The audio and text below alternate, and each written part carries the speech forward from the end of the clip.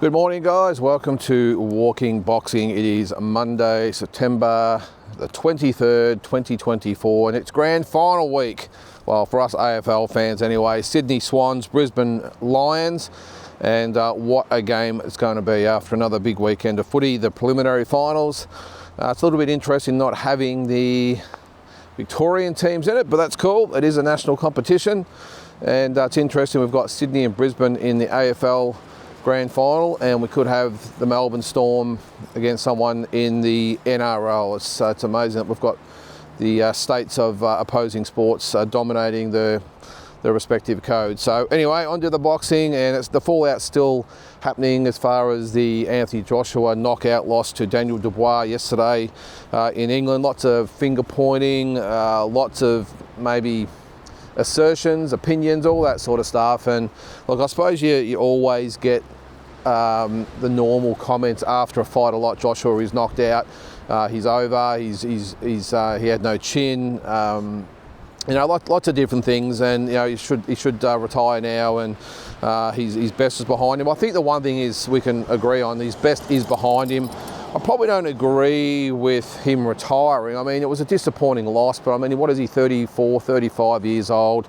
Still some very big fights out there for him. And I just think we've got to get away from if you lose a fight, it's all over. And I understand and I get it that with the concussion and, all the head injuries these days, and, what we see a lot of the former fighters like these days with the memory loss and slurring words and all that sort of stuff. I get that, but I don't think yesterday's loss was probably in that category. I know he was knocked out, but sometimes those clean knockouts don't really damage you as much as the knockouts that happen when you've taken a lot of punishment in the fight, maybe a lot of punishment in the lead up to the fight as well, and then you get KO'd in the fight. That can really do a lot of damage. So I don't think yesterday's loss will be bad for his health. It's just a matter of where he stands in the heavyweight rankings. Luckily for him, he's got some really good dance partners around that could still provide him with some massive fights. So the one thing I did say, there was some criticisms as far as his trainer goes as well, Ben Davidson. That's probably one area that I would maybe agree with just a little. I don't really know a lot about Ben Davidson, but I think from what I've gathered with him, his strength is more in regards to his emotional attachment to the fighters, his emotional support, mental support, whatever you might want to call it. He did work with Tyson Fury, remember, in one of the Wilder fights, and this is a Fury who did come off years of mental health issues, weight issues, you name it. He had a lot of dramas going on outside the ring, and I think they brought in Ben Davidson to really help Tyson's mental state of mind. I mean, let's face it, any fighter or any athlete can get physically fit. Anyone can probably do that for you, but when it comes to getting into the minds of these guys, I think Ben Davidson was brought in for that, and I've got a feeling he was brought in for that purpose with Anthony Joshua as well. And up until the weekend, he'd done a great job, albeit the competition wasn't probably overly great, and maybe he was found out a little bit yesterday as far as strategy goes. But there were calls that maybe it's time to move on from Ben Davidson. I don't subscribe to that either. Just because you lose a fight, I don't think you should just panic and throw out your trainer. Lots of things happen. I think when you look at it, I watched the fight again yesterday afternoon. I think really what it came down to is that Anthony Joshua, he was rocked early, he was hurt, he was dropped, and then really just, I think I said in my video yesterday, just refused to reset and try and take a breath and take a step back and recalibrate. He just kept going for it. He thought he hurt Dubois at the start of the fifth round and walked straight into that right hand. And the way he actually threw that was a right uppercut, wasn't it? He didn't step outside the line, outside the corridor. He threw it straight up the middle. This is why I always tell the guys I train with, by the way, guys, if you're going to throw an uppercut or a hook, step outside your opponent's shoulders to avoid exactly what happened. Right hand straight down the middle. And he tried to throw a right uppercut straight up the middle. left hand down and wore a right hand straight on the chin, and that's all she wrote, and did his best Ray Gun impersonation after it, didn't he? There's been lots of memes out there I've seen about that, which is pretty funny. But yeah, look, I think as far as Ben Davison goes, I think it would pay to stay with Ben. As I said, I think it's more of a support, an emotional and mental support for Anthony, rather than just the boxing side of things. They could probably bring in other coaches to help with that, but I don't think his career's over. As I said, I think there's some really good dance partners out there for him that allows him to stay in the game. And I know there were some reports as well, even some of the main news sites, Pro Box TV and those types of ones, saying that Josh, his career might not be over, but his time at the top level is over. I don't subscribe to that either. I mean, he's going to get the Daniel Dubois rematch straight away anyway, and if he happens to win that, well, who knows? He's probably back to where he was before yesterday's fight. If he loses that, well, if Tyson Fury loses to Usyk in December, well, I still think that fight has relevance. Is it as big as it might have been 3, 4, 5 years ago? Well, obviously not.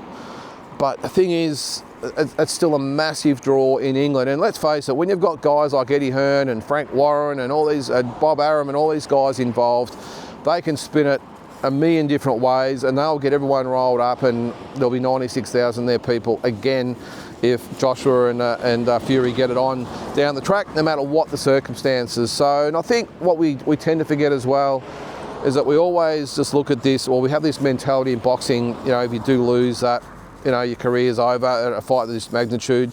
The thing is, look, we've got to remember this is a business. It's about money and big money. So the end of the day is if you're still healthy and fit and drawing fans, well, you're always going to be relevant. You're always going to be in the sport. And you know, when you've got someone like Anthony Joshua, probably I don't know exactly what he got paid, but who knows? He might have got 30, 40, 50 million dollars. I think I'm just guessing, but. But yeah, if you're getting that every single fight, well, of course you're going to stay in it as long as you can, aren't you? So, but the one thing I will say though, in this whole thing with the heavyweight division, as relevant as the heavyweight division is now, and there's lots of other guys out there that are going to provide good fights as well, I still can't help but think we missed those big fights of what we had as far as that golden era goes. And every couple of decades you get, now this is the heavyweight division I'm talking about, you get that perfect storm of personalities and characters and fighters and styles and all that sort of stuff, countries they might come from. And I just think in this generation we blew it. We had Fury, we had Joshua, we had Wilder, and I know Usyk's come in and pretty much spoiled the party for everyone. He's beaten everyone, but those three guys were probably I know not as far as ability goes, but they were the Ali, Fraser, Foreman of the era, and all those guys fought each other multiple times, and we didn't, you know what I mean, Ali, Foreman of course didn't, but you get where I'm coming from, but we didn't even get all those guys fighting each other in this generation. Now I know Deontay Wilder has probably been exposed a little bit as maybe being maybe not as highly ranked and regarded as maybe we thought he might have been, but at the time, a feared heavyweight bomber. I won't say he was Mike Tyson-esque, but you know where I'm coming from. He was the bronze bomber, and we had Fury and we had Joshua. And apart from the Wilder and Fury fights, that's all we got. Yes, we got 3 of them, and they were classic fights, but we didn't, or haven't so far, we haven't got Fury Joshua. We didn't get Wilder Joshua.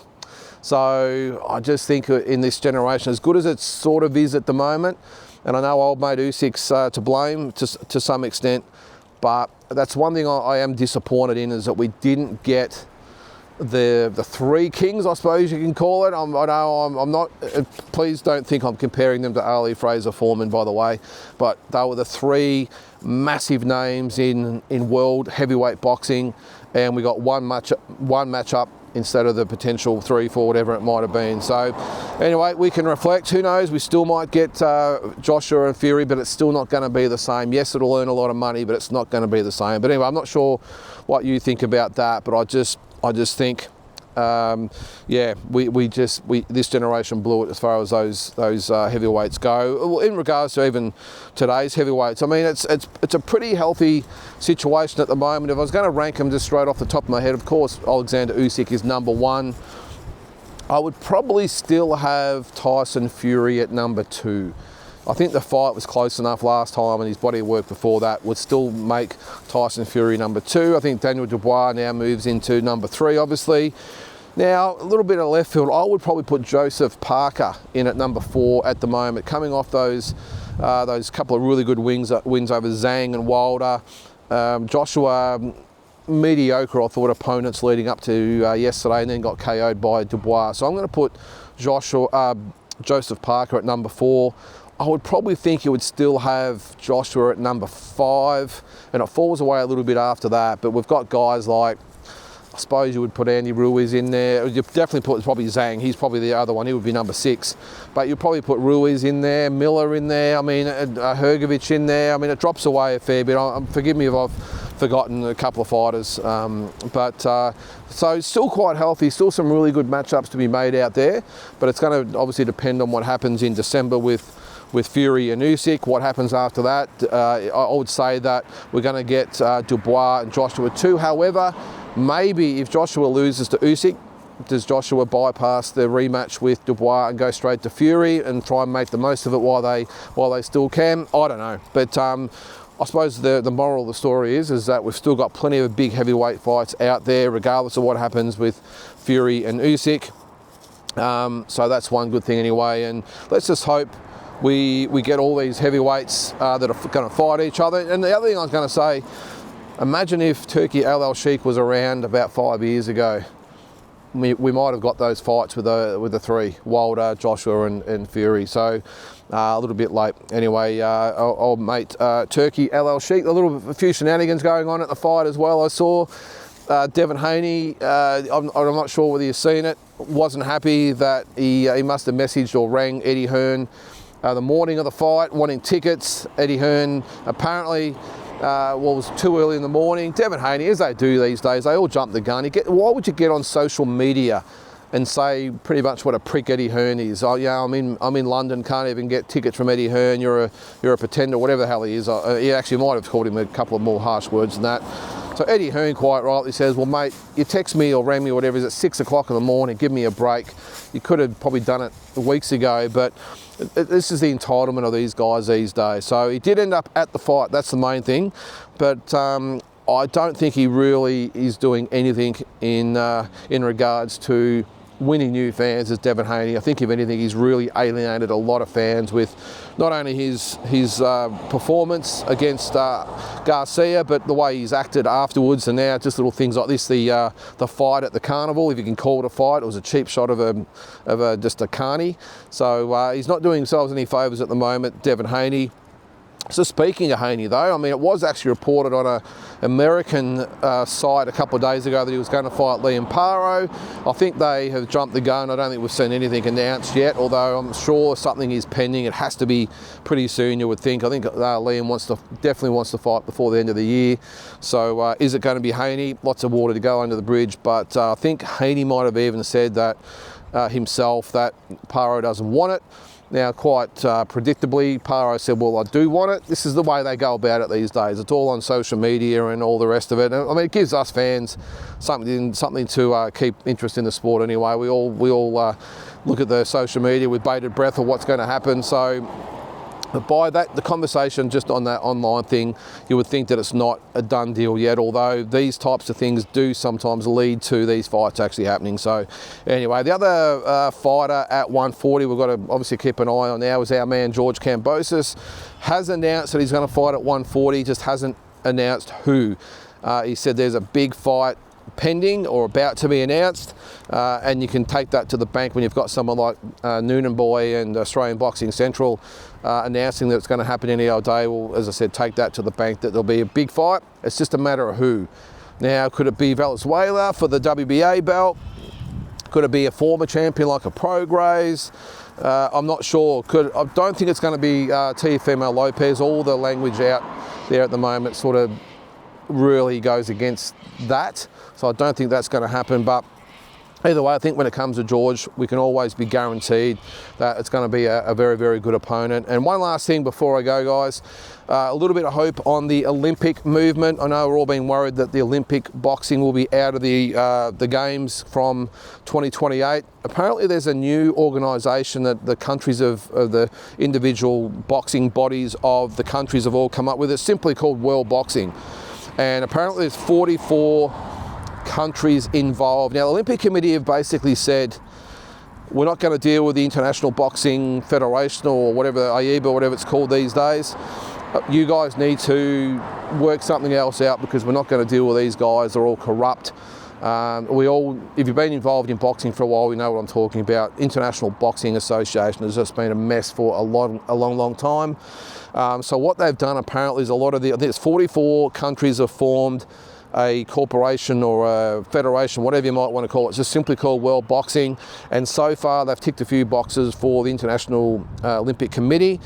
A lot more boxes to be ticked. They have to prove that they can govern their sport and put on a good tournament with selection and official integrity, all that sort of stuff. So apparently the signs are good though. They have got off to a good start. They've done a couple of tournaments so far, and hopefully they will be able to prove themselves as legitimate corporation or whatever it is, that they can run their sport, and we can have a 100% legitimate and Olympic tournament without all the controversy and everything else that has gone on in the past. So keep your fingers crossed that we still might have boxing at the 2028 LA Olympics. Well, guys, that is it for today, Monday, September 23rd. Plenty of stuff going on over the next few weeks. We've got some big fights happening, and of course we've got plenty of other stuff to discuss as well. So guys, have a great day. We'll catch you tomorrow.